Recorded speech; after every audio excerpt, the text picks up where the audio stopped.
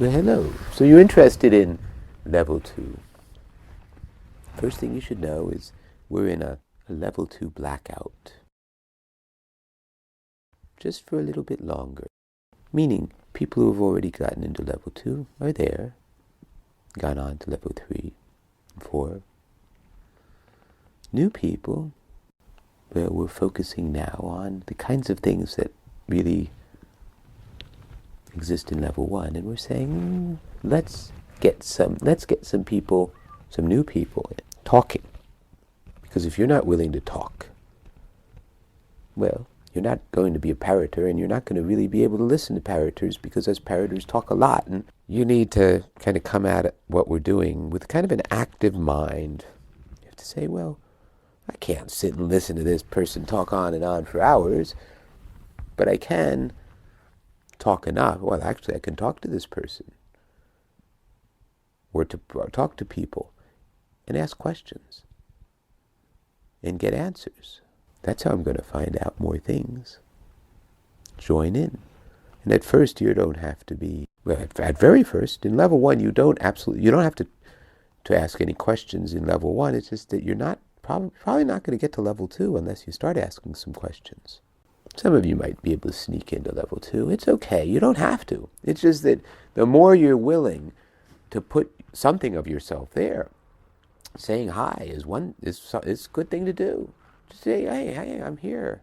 Hi. And if you have some sort of comment, especially a comment that implies that you would like us to do something a little differently, or maybe show you something that we're not showing you, go for it. Or ask a question. That's what we do, we parroters. And we like to have fun with it. The thing is, fun is not the only thing that we're after. We're actually after doing things that are really serious. We believe that it is possible. Well, there is this, that guy Gandhi over in India. He kicked out the most powerful empire on earth. Of course, he didn't do it alone. He did it through saying to people, you can be the change you seek in the world. And that is true. You can be. Each of us can be. And that's, as parroters, we remind each other of that when we're getting stuck in something. Hey, instead of complaining about other people, which, there's nothing wrong with that. Sometimes we all need to do that. Complain about what's wrong with the world, But energy is much better spent saying, what do I want to do better? What do I really believe in my heart should I be doing that I'm not doing now? And one of the things we recognize is that a lot of people don't feel that they should have fun. A lot of people don't feel that they should walk down the street and dance if they feel like it. Most people feel, no, you can't do that. But why not? It's very healthy. It puts you in a good frame of mind. What could be better than dancing as you walk down the street? You got to walk anyway, maybe do a little dancing.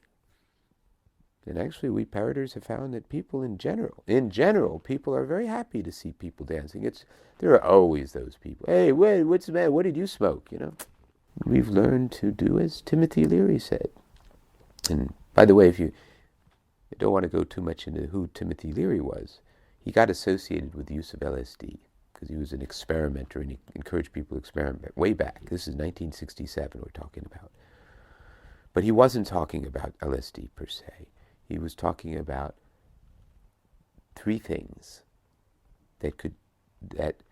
we're all about what Gandhi said. If you want to be the change that you seek in the world, well, turn on to who you truly are. Who are you as opposed to who you are supposed to be? And as opposed to how you fit in right now to the work world. I mean, these are important things. You can't just say, I'm not going to work because that's not me. You have a family. You can't say, well, I'm just going to ignore my family's needs or my friends' needs. But on the other hand, we all are unique. Each one of us is unique. We have all sorts of abilities that nobody else really knows about. And it's up to us to turn them on, to say, I'm going to be fully myself. That's turn on. Tune in was his second part. Tune in means tune myself into what's going on around me. Take whoever I really am, and kind of look around and say, what's going on around me that my energies, the kind of the vibrations that I send out, because we do, just like sound waves are vibrations that get sent out, the energies that make up our whole thought process, they bounce around inside our head, and then through looks and actions and speech, our energies engage other people's energies. And when their energies are engaged in a way that kind of dance with our energies, well, we're operating at a higher level of ability than when we're not. We're not finding that match. And the final thing he said was drop out. And he didn't mean to be irresponsible and just don't do anything, blah, blah. He meant, he basically said, stop paying attention to bullshit. You don't need it.